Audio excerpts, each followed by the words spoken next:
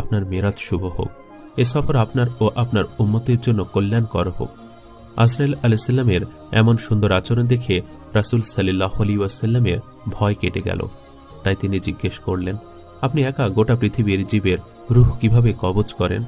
তখন হযরত আজরাইল আলাইহিসসালাম বললেন, ইয়া রাসূলুল্লাহ, আমার হাতের যে ফলকটি দেখছেন এতে সমস্ত মানুষের নাম ঠিকানা লিখিত আছে। ঠিক তেমনিভাবে এই গাছের প্রতিটি পাতায় পাতায় অনুরূপ নাম ঠিকানা লেখা রয়েছে।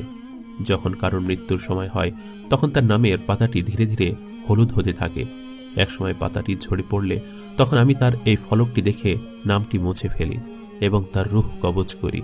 ইয়া রাসূলুল্লাহ, আপনার সামনে থালার উপর যদি কতগুলো পিঁপড়া রাখা থাকে তখন আপনি যেখানে ইচ্ছা সে কয়টা ইচ্ছা মারতে পারেন।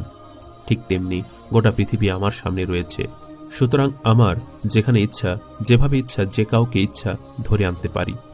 অতঃপর রাসূল সাল্লাল্লাহু আলাইহি সাল্লাম বললেন, ভাই আজরাইল, আপনি যখন মানুষের জান কবজ করেন তখন ওই ব্যক্তির কি রকম কষ্ট হয়? তখন হযরত আজরাইল আলাইহিস সালাম বললেন, নবী ইদ্রিস আলাইহিস সালামের মৃত্যুর আগে মৃত্যুর স্বাদ অনুভব করতে চেয়েছিলেন। আমি আল্লাহর নির্দেশে তার রূহ কবজ করে ফেরত দিয়ে তার অনুভূতি জানতে চেয়েছিলাম। তখন তিনি বলেছিলেন, আমার কাছে মনে হয়েছে যেন আমার দেহ থেকে চামড়া খুলে নেওয়া হচ্ছে। তখন আজরাইল আলাইহিস সালাম বললেন, আল্লাহর শপথ, আপনার মতো সহজ করে আমি কারো রূহ কবজ করিনি। এ কথা শুনে নবী করিম রাসূল সাল্লাল্লাহু আলাইহি সাল্লাম বিচলিত হয়ে উঠলেন, চিন্তিত হলেন উম্মতের কথা চিন্তা করে।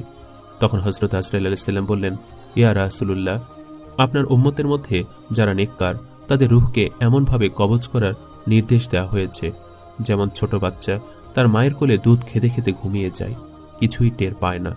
আপনার নেককার উম্মতের অবস্থা ঠিক তেমনই হবে। অতঃপর নবী করিম রাসূল সাল্লাল্লাহু আলাইহি সাল্লাম আরো উপরে চলতে লাগলেন। চলতে চলতে শেষ পর্যন্ত এমন এক জায়গায় এসে পৌঁছালেন যেখানে কোনো রকম প্রাণী আছে বলে মনে হলো না। নীরব নিস্তব্ধ এলাকা, ফলে তিনি কিছুটা ভীত হলেন। এমন সময় গায়েবী আওয়াজ এলো, ইয়া রাসূলুল্লাহ, আপনি বিচলিত হবেন না, আপনি আরশে আজিমের সামনে রয়েছেন। আপনার পালনকর্তা রাব্বুল আলামিন আপনার সম্মুখে রয়েছেন। আপনি যা কিছু হাদিয়া পেশ করার তা পেশ করেন। আল্লাহর কথা শুনে রাসূল সাল্লাল্লাহু আলাইহি সাল্লাম চিন্তায় পড়ে গেলেন।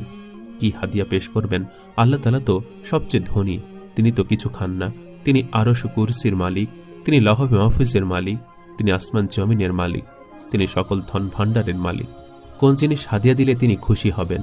এসব চিন্তা করে সাথে সাথে রাসূল সাল্লাল্লাহু আলাইহি সাল্লাম সেজদায় পড়ে গেলেন এবং বললেন, সালাওয়াতুবাদ, অর্থাৎ আমার সকল সালাম শ্রদ্ধা, আমার সব নামাজ এবং সকল প্রকার পবিত্রতা একমাত্র আল্লাহর উদ্দেশ্যে।